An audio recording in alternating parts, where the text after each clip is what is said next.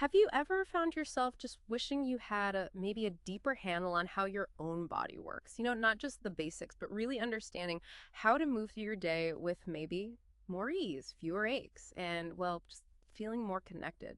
Today, we're actually doing a deep dive into exactly that. We're looking at the Stot Pilates method, specifically its 6 foundational principles. Now, our source for this is a really fascinating exclusive interview with Caroline Berger of Fémynie. She's the founder of Studio Biopilates Paris. And Caroline brings, over 15 years of incredible experience teaching training instructors all over Paris, Tunis, and she's heading to Doha soon too. So our mission here is to really unpack these foundational principles. As Caroline puts it, they're less about rigid rules and more about building intelligence corporelle, body intelligence, precision biomechanics, so biomechanical precision, and movement functional movement. Yeah, and what's really key, I think, is that Caroline emphasizes these principles are the absolute bedrock of the Stot Pilates practice. It's the foundation. And this isn't just, for people deep into Pilates already. If you're just curious about better body awareness, moving more easily, or, frankly, just improving your movement health day to day, these principles are super relevant. They are the building blocks for truly mindful, effective movement. Okay, so let's get into this journey. And it seems like it starts where a lot of wellness discussions begin, right? With the breath. That's exactly right. In Stot Pilates, they talk about respiration being tridimensional, which sounds maybe a bit technical, but it just means the breath isn't only front to back. It expands sideways into the sides of your ribs and even a little bit upwards, really maximizing lung capacity. So you inhale through the nose, specifically targeting the diaphragm, and then the exhale is through the mouth, but with lips slightly pinched. And that specific exhale. That's what helps engage those deep abdominal muscles. The whole point of breathing this precisely is, well, it does a few things. It supports stabilization, it optimizes gas exchange, getting oxygen around your body efficiently, and it really nourishes that body-mind consciousness. And what I found really interesting in Caroline's interview was how she described it not just as breathing while you move, but the breath actually kind of guiding the movement. Like exhaling during a trunk flexion, using that specific breath to fire up the pelvic floor and the transverse abdominis. So, okay, let's say someone's used to just, sucking in their stomach when they think core work. How is this pinched lip exhale really different? Why is it better for getting those deep muscles working? That's a really good question. The crucial difference is the purposeful engagement, right? Just sucking in often tenses up the more superficial abs, like the six-pack muscles. Right. But this pinched lip exhale, especially when paired with that three-dimensional inhale, creates a kind of internal pressure system. It more effectively switches on the transverse abdominis, that's your deepest core muscle, like a natural corset, and it helps stabilize your spine before the movement even starts. It's smart engagement from the inside out, not just surface tension. Okay, that makes sense. So you've got this controlled energy from the breath. Where does it connect next? Caroline points to the pelvis, calling it the socle de notre posture, the foundation of our posture. Why is getting that stable base so important? Yeah, if we're thinking about the whole picture, the pelvis really is the cornerstone. Stot Pilates mainly focuses on finding a neutral position for the pelvis. Now, this isn't about locking it down rigidly. It's more of a dynamic neutral, where your deep stabilizing muscles are at their ideal length, ready to handle loads and movement. Think of it like a suspension system, finely tuned. But there are times, especially in what they call open chain movements, so when your feet or hands aren't fixed, like leg circles when maintaining neutral might be too unstable. In those cases, there's an alternative, the imprinted position. This involves a slight posterior tilt to keep the lower back safe and supported. Safety first. Right. So for someone learning, it sounds like it starts with actually finding that natural movement first, like those anterior and posterior tilts, that gentle rocking back and forth, and then learning to stabilize. It's described as a subtle dialogue between release, engagement, and motor control. And Caroline really stresses any instability here will affect the spine and limbs. Can you maybe give an example? Like, if my pelvis isn't stable, what might I actually feel, say, in my knees or shoulders just walking or reaching for something? Oh, absolutely. Think of your body like stacking blocks. If that base block, your pelvis, is unsteady, everything above and below has to compensate somehow. So an unstable pelvis could easily lead to too much rotation in your lower back, causing that common low back pain. Or looking down the chain, it might make your knees track inwards when you squat, putting weird stress on them, or even affecting your ankles. And going upwards, your shoulder girdle might tense up, trying to create stability that's missing below. That could lead straight to neck and shoulder tension, all because the foundation wasn't solid. It's definitely a cascade effect. Okay, wow. So from that pelvic foundation, we move up to the rib cage. An area you said is often overlooked, but Caroline says its placement is absolutely vital. Definitely a key point, often neglected, yeah. And it's directly connected to your breathing, your diaphragm, those oblique abdominals, even the pelvic floor. It's a huge part of your core stability system. I mean, just think about it.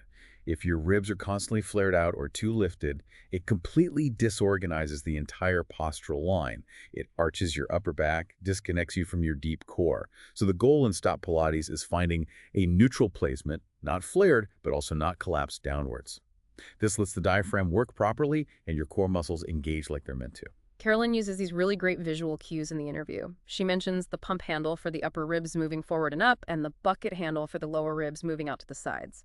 How do analogies like that actually help someone feel that coordination between breath, core, and spine? Oh, they're brilliant because they make something abstract suddenly feel very real, very tangible. The pump handle helps you picture that forward upward movement of your breastbone and upper ribs as you inhale, connecting straight back to that 3D breath idea. And the bucket handle helps you feel the sideways, outward, upward expansion of your lower ribs. By having those images, you can start to actually feel your ribs moving correctly with each breath. And that naturally helps refine the connection to your diaphragm and your deep core. It encourages that integrated movement we're aiming for. Okay, got it. From the ribs, let's move up again to the upper back and shoulders. This is such a common area for tension for so many people, right? Yeah, absolutely. And what's really interesting here is understanding that the shoulder blades are floating. That's a key concept. They aren't rigidly attached to the rib cage. They glide on the back of it, which means they need dynamic muscular support, not rigid holding. A common mistake is people try to clamp their shoulder blades down and back really hard, thinking that's stability. But the Stot Pilates approach is different. It's about stabilizing them without blocking their movement. A free scapula, one that can move well, is actually considered functional, not unstable. It needs to glide smoothly for efficient arm movement. Right, so you're not pinning them down. The interview mentioned exercises like arm circles, protraction or retraction, moving them forward and back, and those elevation depression isolations like shrugging up and pulling down gently. So instead of holding rigid, what's the actual benefit of letting them be free but still supported? The benefits are pretty significant. When they can move dynamically like that, you avoid a lot of that unnecessary cervical tension, that nagging neck pain. It also helps maintain shoulder girdle openness, which you need for a full range of arm motion. And ultimately, it just leads to more fluid movement in daily gestures. Think about carrying bags, pushing open a heavy door, pulling something towards you. When your shoulder blades move efficiently on your ribs, your arms can work more powerfully and with way less strain. It builds efficiency into everyday actions. Okay, and speaking of tension, the head and neck. We probably don't think about them enough, but their positioning seems crucial too. Oh, it's too often neglected, yet it is fundamental. Yeah. Absolutely. I mean, just consider the weight of your head. It's roughly 6 kilograms. That's like balancing a bowling ball on top of your spine. So if it's poorly positioned, say jutting forward, it creates tension in the neck, shoulders, jaw, and influences the entire spine. It's all connected. The neck is the top link in that spinal chain. Wow, 6 kilos. Okay.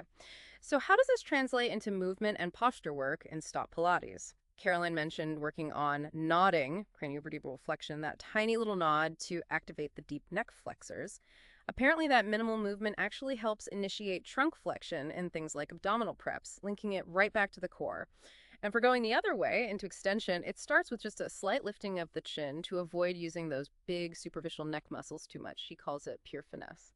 So thinking about someone, say, sitting at a desk all day, maybe hunched over a phone, what's maybe one quick benefit they might feel if they start paying attention to this principle? Well, one immediate impact could be a really noticeable reduction in that chronic neck and upper back tension.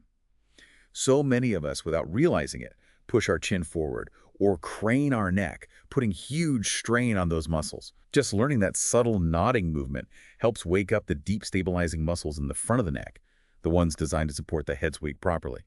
You'd likely feel a sense of lightness almost in your head and shoulders, less strain running down your back. It creates length and ease instead of that feeling of compression. That sounds amazing. Okay, so we've gone from breath, pelvis, ribs, shoulders, head. Let's finish the chain, the lower body, the sixth principle. Exactly. The lower limb, so hips, knees, ankles, feet, it all works together as a functional kinetic chain, Hmm. meaning what happens at one joint affects all the others. The key takeaway here is, if one joint is misaligned or immobile, the entire posture suffers. So the goal is threefold: achieving proper alignment, maintaining good flexibility, and managing force effectively. It's about making sure each part of that chain moves well and can absorb shock properly. Right. And the interview mentions observing this in exercises like squats, lunges, standing twists, seeing how your body naturally distributes weight and reacts to gravity, all right? And a really key concept that sounds simple but seems quite profound is the plantar tripod. What exactly is that, and why is it such a big deal for stability? Ah, the plantar tripod. It's basically the three main points of contact on the sole of your foot: Yeah. the base of your big toe, the base of your little toe, Yeah. and the center of your heel. Think of them as the three legs of a stool for your entire body. This isn't just about standing still. It's the foundation for how you distribute your weight evenly and interact with the ground during any weight-bearing activity. If you're not balanced on that tripod, maybe you roll inwards onto your arches too much or outwards onto the edges of your feet. It throws off the alignment right up the kinetic chain. Knees, hips, even your lower back can feel the effects. So yeah, it sounds simple but powerful because it's literally your connection to the earth, and it dictates how forces travel up your body. It really sounds like all these principles are deeply woven together. Caroline asks in the interview, can you even really separate them? For someone teaching or learning, is it tricky to focus on one, knowing they all need to work together? It is a challenge, definitely, but it's sort of a necessary step in the learning process. Caroline uses this lovely analogy. They are like the strings of a violin. Each has its frequency, but it is together that they create harmony. Hmm. So while you often teach them or learn them individually at first, maybe focusing just on the breath in one exercise, then really zoning in on pelvic placement in the next tap, the goal is that they very quickly integrate into a global pattern. Isolating them initially just helps build that specific awareness, but the real magic, the artistry of Pilates happens when they blend seamlessly. Yeah, so it's definitely not about moving like a robot in detached pieces. It really hits that core Pilates idea. The body does not move in detached pieces. It's learning to move in chain and spiral in relation, building that awareness bit by bit to create this, well, harmonious whole like the violin strings. Exactly. And Caroline's advice to her own instructors really sums up that integration perfectly. The more you understand each principle, the more accurately you will know how to marry them. Mm-hmm. It's about seeing the bigger picture, understanding how a tiny adjustment in your foot position, for example, could actually help your shoulder feel better. It's all connected. What an incredible deep dive. These six principles, when you lay them out like that, really offer such a complete framework for understanding and genuinely improving how we move every single day. It really is a path towards that body intelligence. Absolutely. And for anyone listening who's maybe new to this or curious about starting Stot Pilates, Caroline had some really lovely, welcoming advice. Come with curiosity, not with the fear of doing it wrong. Breathe, feel, observe. Mm. It just underscores that idea that Pilates is an exploration, not a performance. It's about tuning into your own body, your own experience. So thinking about that, what does this all mean for you listening right now? How might just a little deeper awareness of even one of these principles, maybe starting super simply, like focusing on your breath for a few minutes or just noticing how you're standing on that plantar tripod right now, how might that begin your own exploration into a more conscious, maybe more durable movement health? And it all starts really with that first conscious breath.